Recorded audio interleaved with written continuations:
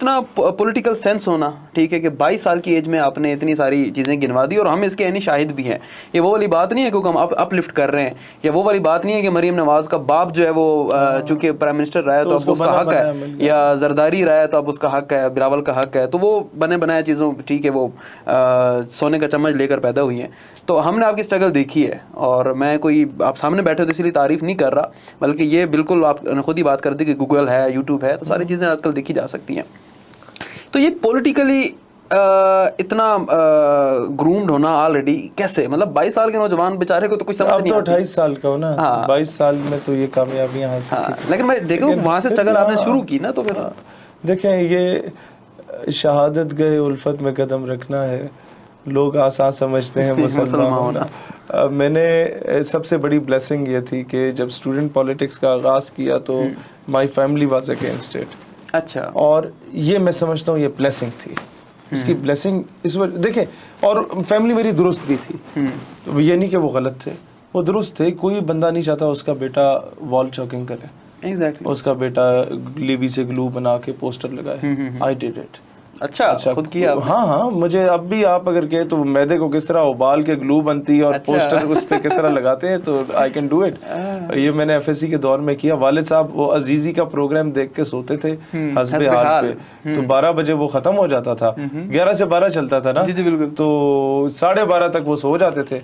1:45 बजे आपका भाई घर की दीवार टाप के बाहर निकलता था, और फजर के वक्त वालिद साहब ने उठना होता था। उससे पहले पिंडी कैंट के 4-5 कॉलेजेस में रंग आता था। तो उस टाइम आप ATI के पोस्टर लगाते थे? तब मैं, हाँ, ATI का जो कैंट का नाजिम था, तो मुझे I still remember APS ordinance है, army public school and college, वहाँ से मैंने मैट्रिक की। तो पहला एहतजाज नेटो ने हमारे कुछ सलाला चेक पोस्ट पे फौजी शहीद किए, तो उधर उसके अगेंस्ट हमने एहतजाज करना था। तो क्लास में सारे फौजियों के बच्चे हम बैठे हुए थे। उन्होंने कहा यार शहीद एहतजाज करना। मैं कि ठीक है, कब करना है? परसों करना है। मैं कि ठीक है। मैं जनाब नया नया ATI में गया था। मैं कहा चलो जी परसों एहतजाज की कॉल दे दी।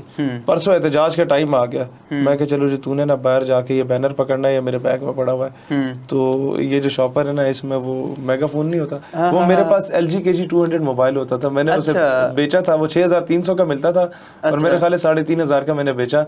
और एक 200 और मिला के ना उसका मैंने वो मेगाफोन लिया, और उसके 8 सेल डलते हैं वो लिए। मैंने कहा तूने वहाँ खड़ा होना।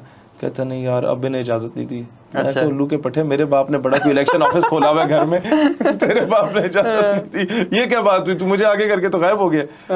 आप यकीन करें कॉलेज के बाहर नारे तकबीर मैंने खुद लगाया, तो कोई 20-30 बंदा इकट्ठा हुआ, और करते करते करते करते वो कोई शोगल मेला देखने आ गए। जबरदस्त। फिर तिलावत मैंने खुद की, नात खुद पढ़ी, तकरीर खुद की, फिर पाकिस्तान जिंदाबाद भी खुद किया सारा ही। और फिर रियासत इकबाल को आप जानते होंगे, रंगली अड्डे पे बैठता है। अच्छा, बिल्कुल। वो आपके जमात इस्लामी का मीडिया का एडवाइजर भी है। अच्छा। वो उसके पास में गया अड्डे पे, रंगली अड्डे पे ऊपर उसका एक दफ्तर था छोटा सा, उधर गया। 4 लाइनें लिखी हुई थी कि शहीर से आलवी ने इस पे कहा कि हम नेटो की मजम्मत करते हैं। अच्छा। और मेरी उम्र कितनी थी?